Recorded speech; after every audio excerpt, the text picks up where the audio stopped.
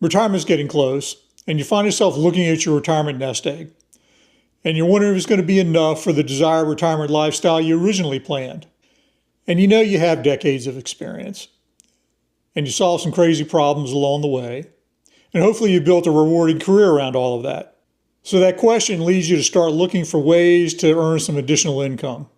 And you may already be going down that YouTube rabbit hole, doom scrolling about Amazon, Etsy, drop shipping, and affiliate marketing, for example. But after a while, it almost always comes back to one thing: consulting, selling yourself. And that's where a lot of people come to a dead stop before they even get started. It's not because they don't think they have any expertise or skills. They just get hung up on that word, consultant. What's interesting is no one has ever questioned that you spent 20, 30, maybe 40 years solving difficult problems, and the fact that people trusted your judgment. And I'm sure you never questioned your promotions and raises and the additional leadership responsibilities that come along with it. But the moment that word consultant comes up, everything seems to change. So think about your career. Who decided you were ready for your first promotion? Somebody else. And what about that raise? Somebody else. And where did your title come from? Somebody else too. And who decided what your annual salary would be? Ultimately, somebody else. So you can see for the last 30, 40 years, someone else has assigned what your professional value is. And that's just the way careers and jobs work. But retirement's getting close, and you're starting to realize there isn't going to be anybody around to do that anymore. No one's going to be around to assign raises and titles anymore. And that's where we get stuck. And it's not because we don't have value, we know that. But we've been stuck on that corporate conditioning where there's always been someone around to tell us. But here's the real problem. You've spent decades asking for permission and you just never realized it. You got the promotion, the raise, a new title, good annual review, and each of those steps was permission to keep moving forward. And the day's coming where the only one left in the room is you. There's nobody there handing anything out. And that's why consulting always feels uncomfortable. It's because the approval system you've relied on during your entire career is getting ready to disappear. But here's the part I want you to think about. During all those years when something important happened, like when there was a difficult customer or production stopped, a technical problem that landed in your lap to solve, when the team needed someone to make that hard decision, and who did they come looking for? Most likely you. And I'd like to suggest something that may completely change the way you think about yourself. You haven't been trying to be a consultant. You've been one all along. You just happen to be doing it for someone else's business and collecting a paycheck. Now, I know at this point in our discussion that some of you are already pushing back. And I know you're thinking, yeah, but that's different. I had a company behind me. I had a title. Clients trusted the company, not me. And I used to think the same thing until I stopped and looked back at what had been happening throughout my career. Think about the people you work with. When a tough problem came up, who did they go looking for? The new employee? No, I don't think so. They came looking for the person who had seen it before. The person that could stay calm, knew exactly where to start, and could figure it out. And I'm pretty sure that person describes you. And that didn't happen instantly. But you weren't suddenly called into an office and told, congratulations, you're now the person that everybody depends on. You earned that reputation without ever having to think about it. And that's why I believe experienced professionals always underestimate what they've built. Because what eventually became easy for you never seemed to be that valuable. It just was part of the job. And here's some examples of things that likely just became part of your job without knowing it. Maybe you were the person that could calm down an angry customer. That's not easy to do and keep your composure. Maybe you were called on to train every new employee. Or you were the one that was called when something in production stopped. Or you found that your boss wasn't checking in on you and your work so much because he knew it was going to be right. And you can see that eventually none of that became unusual, it just was part of your job. But all those little things are assets. We've just never called them that before. And as I mentioned earlier, we've all been conditioned to think the wrong way. Corporate conditioning teaches us a behavior that never really gets talked about. It's all about waiting. You're waiting for an annual review, you're waiting for a raise or a promotion, waiting for someone to notice your work, and you're waiting for someone to tell you that you're ready. And for 30, 40 years of your career, that's just been normal. Now, retirement's getting close, and you decide you like to build something of your own. But suddenly, that system you've been used to disappears. You're not waiting on anybody, and no one's assigning your value. Now, there's an uncomfortable feeling. And it's not because you lost any expertise or skills, just you've always had that system behind you to validate it. And those are two completely different things. And that's why experienced professionals get stuck before they even begin. They're always waiting for just one more sign. They just keep waiting because that's what we're used to. Waiting for one more title or another certification or someone to come in and tell you that you're ready. Or someone to walk in and say, yes, now you're qualified. And the problem is that person isn't coming in. And it's not because you don't deserve it. You certainly earned it. It's just that that's not how this next chapter in your life works. And this is something that I wish someone had explained to me, or if they did, I paid more attention to it. And that's, your employer didn't create your value. Now, they recognized it, obviously, and they built a business around it. And there's a big difference. Because if your employer could build a business around the value you created, perhaps you could build a consulting business around that same value. And that realization changes the questions I was asking earlier. It's no longer asking, am I qualified? It's what value have I been creating all these years, just not recognizing it? I think you'll find that a much better question to ask yourself. Now, asking myself that question changed everything for me. I didn't become smarter. I didn't become something new. It was actually the opposite. I realized I've been looking in the wrong place all along. For years, I thought my biggest asset was just my job, and my title, and the company I work for, and of course the resulting paycheck, because those were tangible things I could see or experience every day. Then one day I realized those weren't actually the assets. They are the results of the assets and how I applied them. There's the difference. And once I understood that, I was able to apply it and change how I looked at every day. And that eventually became the foundation of what I call the asset inventory framework inside my community retire consulting. I was looking at things backwards, like described before, and was inventorying the wrong assets.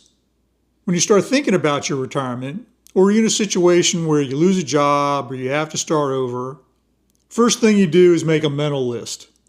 Your savings, whatever retirement you may have, your salary or how you're going to replace it, your business, your position, your benefits.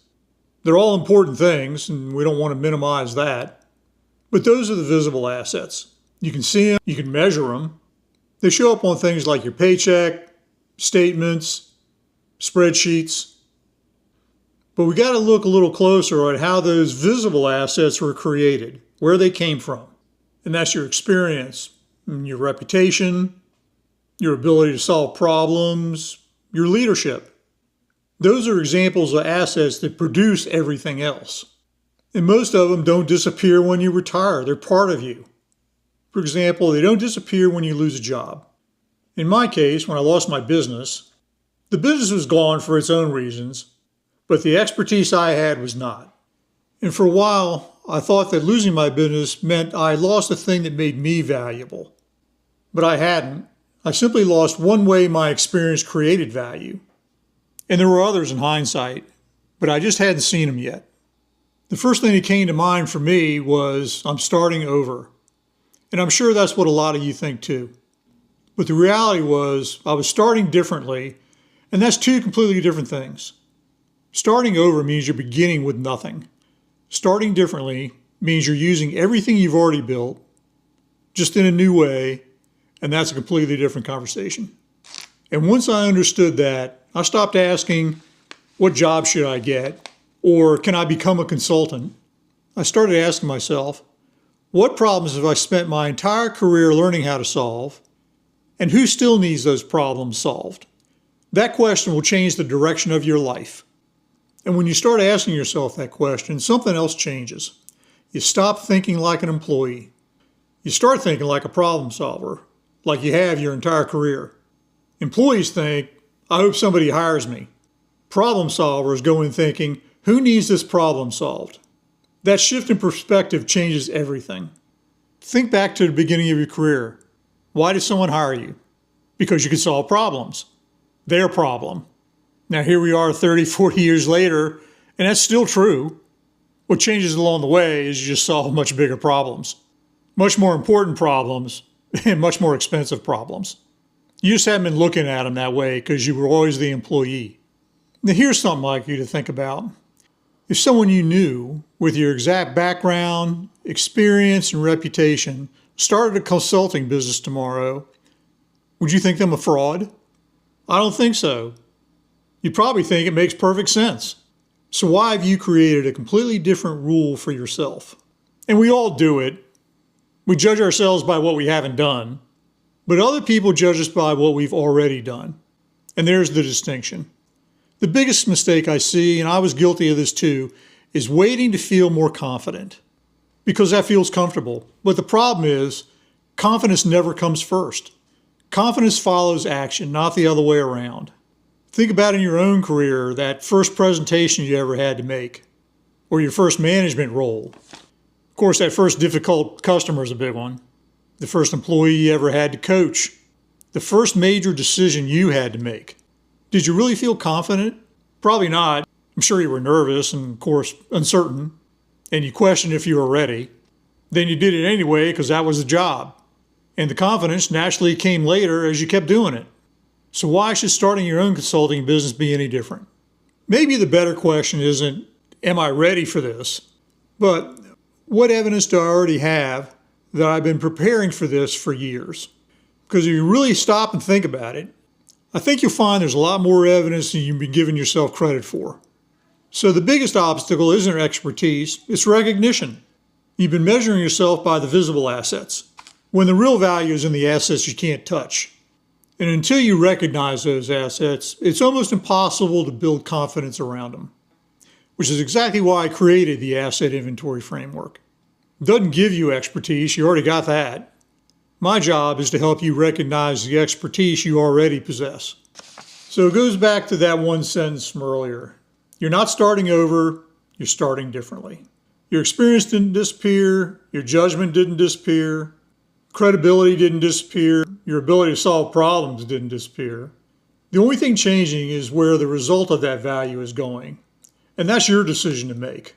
So let me ask one final question. What if the only thing standing between where you are today and your next opportunity is that no one has ever helped you look at your career this way? It's not another course, there's no certification anywhere, and it's not another 20 years of experience. Just a different way of looking at what you've already built. And that's exactly why I created the Retire Consulting community. My job is to help experienced professionals like you recognize the value you spent decades building, and then help you determine the best way to apply it. For some people, that's consulting. For others, it could be advisory work, or coaching, teaching, or just some part-time work, or at least discovering that you have more options than you thought. The destination is different for everyone, but the process of getting there is the same. So if today's conversation made you stop and think, maybe I have more to offer than I give myself credit for, don't answer that question by yourself. I offer a complimentary asset inventory assessment. It's a free 20-minute one-on-one conversation we have together, and I'm pretty sure it's not what you're expecting. I'm not going to spend 20 minutes telling you what to do. I will be asking questions that help both of us understand where you're at today, what you spent your career becoming exceptionally good at, and if there's an opportunity in that experience that you haven't recognized yet. By the end of the conversation, one of two things will happen.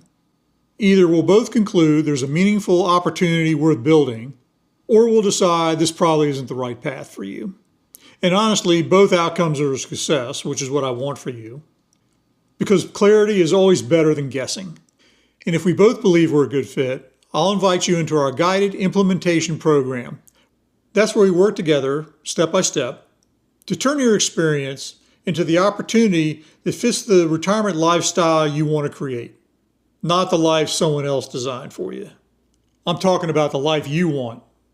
Because after everything we talked about today, I want you to remember one thing. Your career created more than just a paycheck. It created judgment, experience, relationships, leadership, credibility, the ability to solve problems that still matter. Remember, those are the assets. The paycheck was created by the value of those assets. So remember, you're not starting over, you're starting differently. And the most valuable assets you'll ever own are not on a balance sheet or a spreadsheet. Thank you for watching. I look forward to working with you.